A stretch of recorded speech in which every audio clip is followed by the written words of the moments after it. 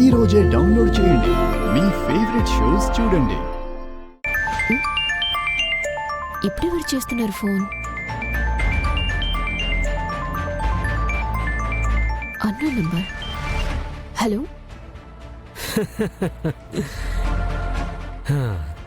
ఎలా ఉన్నావు పాపా? రేయ్, ఎవరు నువ్వు? ఏంటి పాపా అప్పుడే మర్చిపోయావా నన్ను? రేయ్, పిచ్చి పిచ్చిగా ఉందా నీకు? ఎవరికి ఫోన్ చేసి ఏం మాట్లాడుతున్నావు? అప్పుడే మర్చిపోతే ఎలా పాపా? నువ్వు నేను కలిసి మీ బావకి పెద్ద టోకరానే పెట్టాం కదా. హే, ఎవరికి ఫోన్ చేసి ఏం మాట్లాడుతున్నావు? గతాన్ని గజనిలో మర్చిపోతే ఎలా పాపా? సరే, నేనే గుర్తు చేస్తా.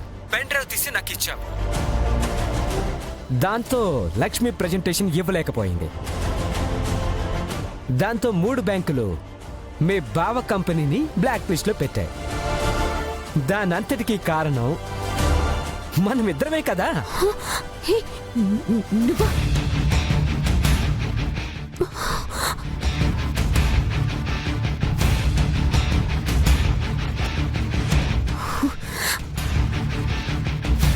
రే, నువ్వు మళ్ళీ ఎందుకు ఫోన్ చేస్తున్నావు?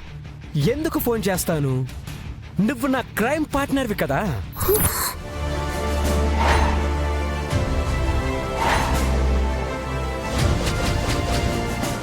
రే, నువ్వలా మాట్లాడుకో.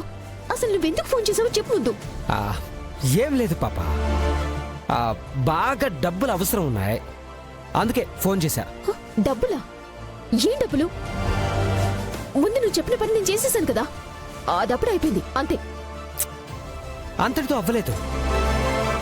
నువ్వు చెయ్యాల్సిన ఇంకో ముఖ్యమైన పని ఇంకోటి ఉంది. ఏంటది? నాకిప్పుడే ఒక తాజా వార్త తెలిసింది. మీ బావ కంపెనీ అకౌంట్లో 100 కోట్లు పడుతున్నాయంట కదా.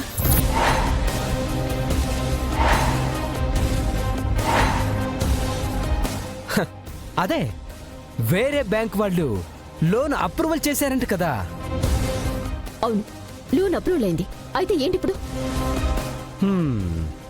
నా అవసరాలకి మీ బావకు వచ్చే 100 కోట్లు నాకు కావాలి.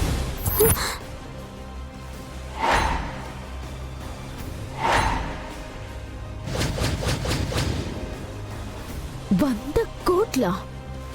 ఏం మాట్లాడుతున్నావు నువ్వు? అసలు ఎలా ఎలా చేస్తాననుకుంటున్నావు?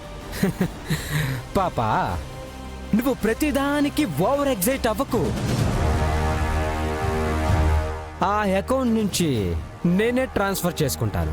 హే, అంత ఈజీ అనుకుంటున్నావు నువ్వు? అది కంపెనీ అకౌంట్ నుంచి మనీ ట్రాన్స్ఫర్ చేసుకోవటం, అవన్నీ మా బావ ఫింగర్ ప్రింట్ తో లింక్ అయి ఉంటాయి. అది చాలా పెద్ద ప్రాసెస్. అవదు, అలాంటి పని నేను చేయలేను. పాపా, ఇలా ప్రతిదానికి నేను చెయ్యను, నా వల్ల కాదు అని అన్నావంటే ఏం చేస్తావు? ఏం చేయగలవు చెప్పు.